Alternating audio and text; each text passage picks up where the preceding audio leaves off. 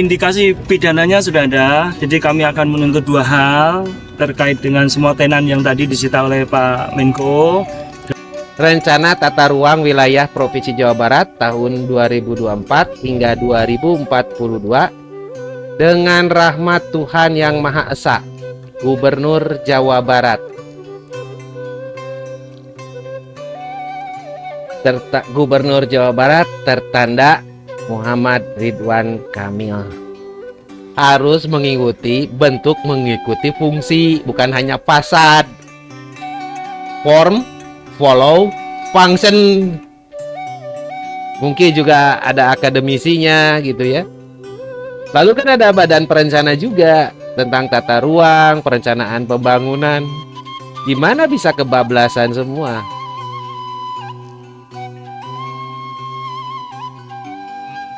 Indikasi pidananya sudah ada, jadi kami akan menuntut dua hal terkait dengan semua tenan yang tadi disita oleh Pak Menko dan Pak Gubernur. Kita akan melakukan pendalaman di dalam tahapan penyidikan.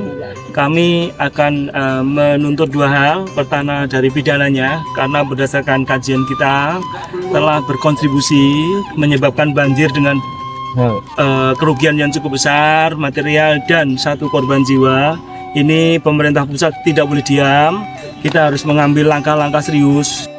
Terima kasih kepada Pak Hanif Nurofik, Menteri Lingkungan Hidup Kabinet Merah Putih Pak Prabowo Subianto untuk melanjutkan penyidikan. Ya, seperti yang saya katakan dalam video unggahan sebelumnya, pembangunan berisiko tinggi yang juga menyebabkan kerugian harta benda dan bahkan kehilangan nyawa, korban jiwa yang juga ada di dalam Undang-Undang Penanggulangan Bencana.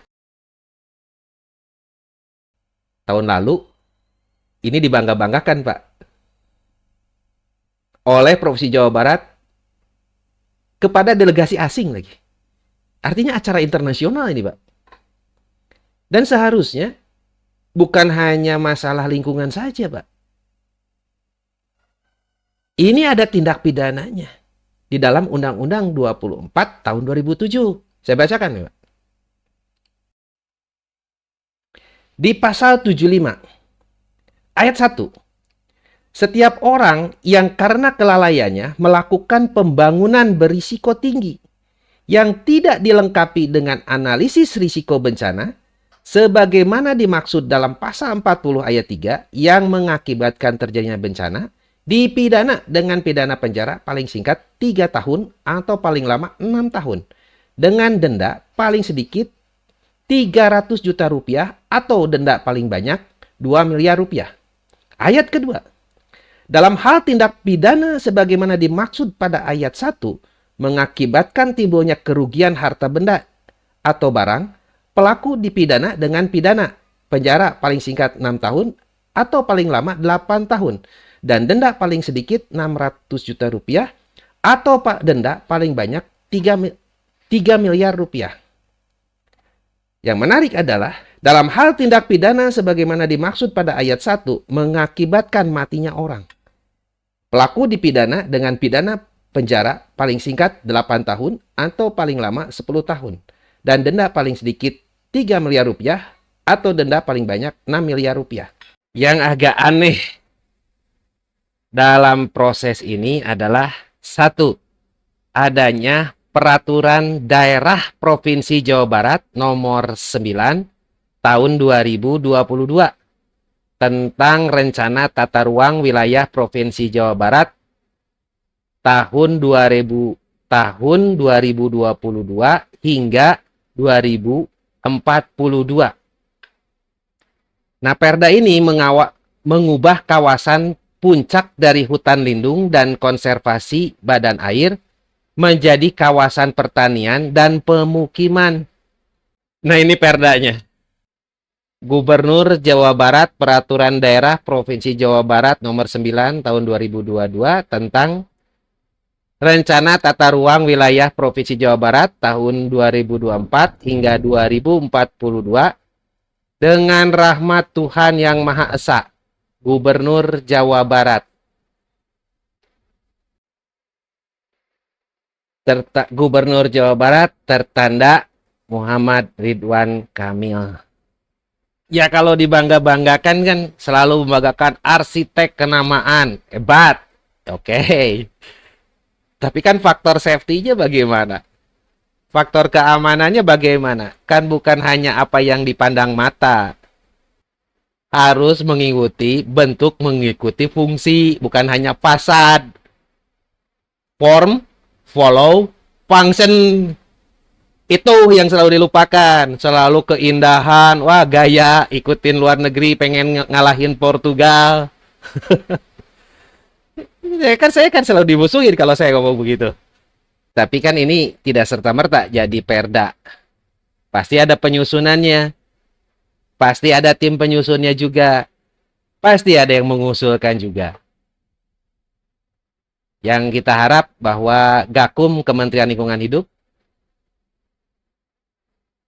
untuk menelusuri. Tidak hanya sebatas pencabutan perda nanti oleh Pak Gubernur Kang Deddy Mulyadi ya, untuk meminta pencabutan perda bersama DPRD Jawa Barat. Yang juga aneh adalah bahwa AMDAL-nya katanya keluar ya. Bagaimana itu bisa? Kan para ahli yang tersertifikasi, yang mungkin juga ada akademisinya gitu ya. Lalu kan ada badan perencana juga tentang tata ruang, perencanaan pembangunan. Gimana bisa kebablasan semua? Apakah sedemikian berkuasanya pihak-pihak tertentu untuk menggolkan perda ini dan membuka kawasan yang harusnya menjadi kawasan yang dilindungi karena itu adalah daerah wilayah 1 ya, hulu dari Ciliwung. Bagaimana ini bisa terjadi? Dan bagaimana bisa BUMD bisa melakukan hal-hal seperti ini? Lalu pengawasannya siapa sih?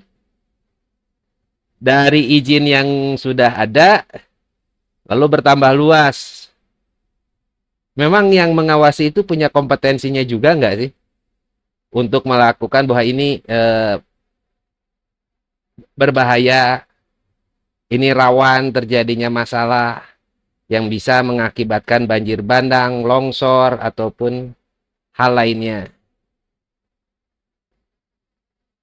Ya ini keterkaitannya banyak. Makanya dalam video sebelumnya saya tidak katakan bukan hanya siapa pengembang. Kalau Anda lihat.